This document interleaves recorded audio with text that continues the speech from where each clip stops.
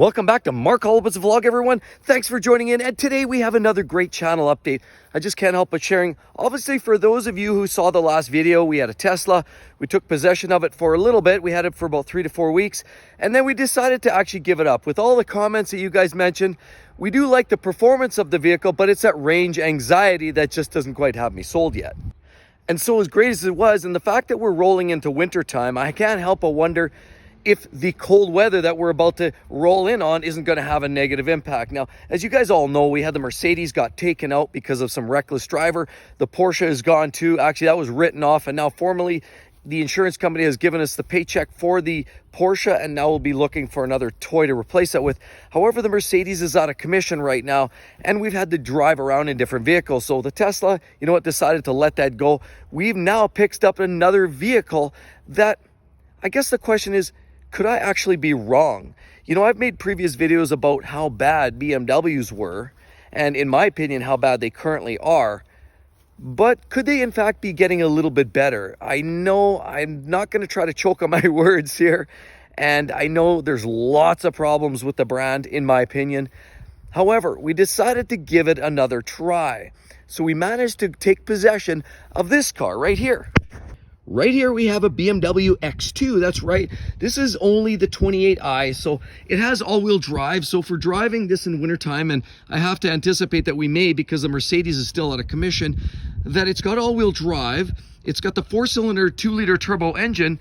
It doesn't make a ton of power. It's around 230 horsepower, but it looks sportier than the X3. It certainly looks better than the X1, in my opinion, which it's based on. But could it be, in fact, a disaster from a reliability standpoint? We're going to live with this for a little bit. I want to share with you guys some of the channel updates as we go along. We're going to own this for a little bit. I want to let you know what my actual experience is with another newer style BMW. We know we've had older BMWs with very mixed responses, mixed reviews, and some real problems with some of them. But what we have here is a different BMW. This is a modern generation 4-banger, and we'll see. Of course, it's got some warranty. That's great. However, we'll see if there's problems that arise with this vehicle as we own it long term. And as well with that, let's just go for a ride. And I want to talk about what next week's video is all about. And it's going to be a really, really cool one. All right, well, let's set off. And I want to share a little bit of my experience. You know, obviously, I swore I'd never go back to a BMW again. And you know, I just want to give this a fair shake and be honest. I've had a lot of people on my other channel, Exotic Car Play Place, comment that, hey, you know, the newer cars are a lot better.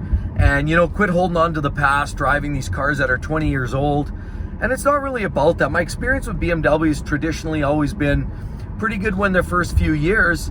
And then as they age, you feel the burn. And so I do want to give another fair shake to the brand. I do want to take this out for a little bit of an extended ride and ownership, and really kind of share what some of that looks like. And realistically, a vehicle like this just makes more sense. And this whole conversation about the internal combustion engine and where we all think it's headed, we know there's a lot of controversy around electrification and Teslas and vehicles like that. We know that, you know, the whole range anxiety thing is real. We tasted it. You know, we were out in the west end of the city. We had to try to find a charge. We only had 13% left on the Tesla Model 3. And we were screwed.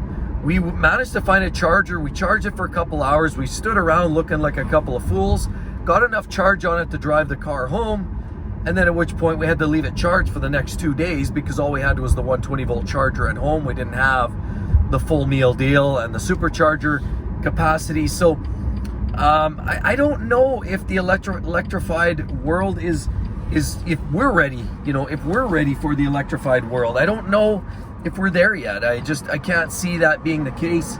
But regardless, suffice it to say, here we are driving another internal combustion engine. You know, see lots of jokes about people throwing a generator in the trunk of their Tesla. I actually stumbled across a guy on TikTok who was advertising that he had an older school Tesla Model S. The batteries died.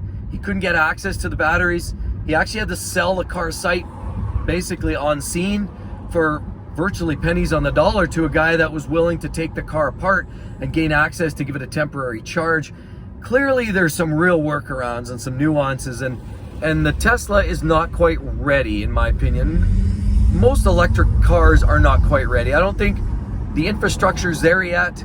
As much as it's a lot of fun to drive, and you know, the whole electrification, it just brings that torque delivery that it's unbeatable, and it's breathtaking. I do love the Tesla. I love the driving dynamics. I love the dynamic braking, so you never have to use the brakes hardly. I love the overall performance and the idea of just getting in and going without warming anything up. That's all very, very cool. But again, I just can't get over, you know, we're living in North America here, and if I need to go to any major city, it's a 3-hour drive. I mean, you're charging, even if you have enough range to get to where you're going, then you got to sit there for another 6-8 hours just to get enough charge to get to the next destination. So it's just doesn't quite seem like it's practical yet.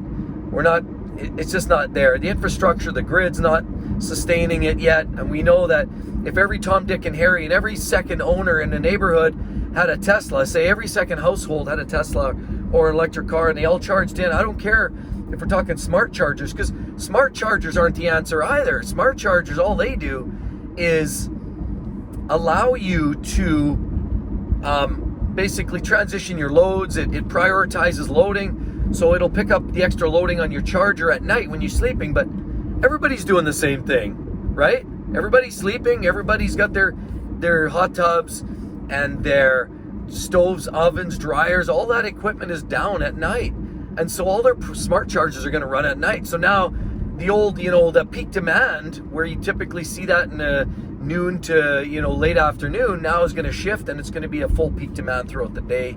And I just don't see the sustainability in the power grid. I know where I live here, we're already starting to see the odd brownout here and there. I know there's a lot of places that do. So I want to give this BMW a run. And just kind of, again, enough about the electrification. You know, we know that there's a lot of work to be made. There's a lot of progress to be made there. The manufacturers have a lot of work to do, and battery technology is still not there. Range anxiety is real. And I do love the idea of driving a Tesla, but right now I don't think it can be your only household car. I think you really have to have a second vehicle. It's either hybrid or an ICE, in which case hybrid makes more sense. If you like the idea of getting that, you know, little to no fuel consumption putzing around the city, but yet you don't want to worry about range anxiety, maybe the hybrid is the way to go. I think that seems to be the sweet spot. And then, of course, the batteries aren't as expensive. Buddy there on TikTok also commented that he had to pay over $20,000 for the battery replacement for his Model S. 20 grand. That's ridiculous. I mean, that's, you know, and on top of it, you know, you think you're saving all this money on gas, and you are. You are, by driving a Tesla, going to save a shit ton of money on fuel. However, to what end? You have to pay $80,000, $90,000, or if you want to go the premium models, you have to pay $180,000 for a Tesla to save what, 20%, or to save, you know, 70% on your fuel costs. I don't know if the trade-off is there. I think it's going to take a lot of years on your return on investment. Not to mention, as I said, you know, by the time you start to see that return, now all of a sudden you're into a $20,000 battery change. I don't see it yet. I like the way they drive. Let's get past that whole battery problem and technology around that and charging, and then maybe we're onto something. But for now, we'll just keep driving the BMW. And as well, I want to just mention, before we get into this conversation, next week is going to be a really, really cool video. I heard through Buddy Ed, my most favorite mechanic, that he's going to have a very, very cool toy in his garage that he's actually working on. And if I can give you a hint, it's a car that takes me back. It's a car that takes me back to a time with my old man when I was, you know, an adolescent, and I seen this poster child, or this poster car, and I noticed it on the wall of a stereo shop one time many, many years ago when I was a kid, and I finally get to meet my hero. And I think that's absolutely spectacular for me. I get to meet my hero. I'm so excited about it. Can't wait to see the car. And if we play our cards right, we might even get to go for a ride. That will literally be my first exposure and experience in my dream car, literally my hero car. I am so excited, guys, and I'm so excited to share that experience with you guys.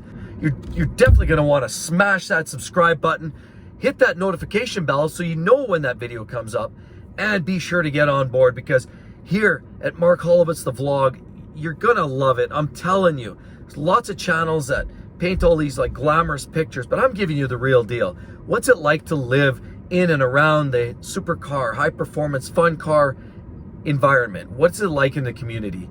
Well, from a father of kids, married, I can still enjoy a lot of these vehicles, and I know you can too. You just have to make it a priority. It has to be important to you, and we can all just live the good life. So hope to see each and every one of you on the next one. Catch you real soon. Bye-bye.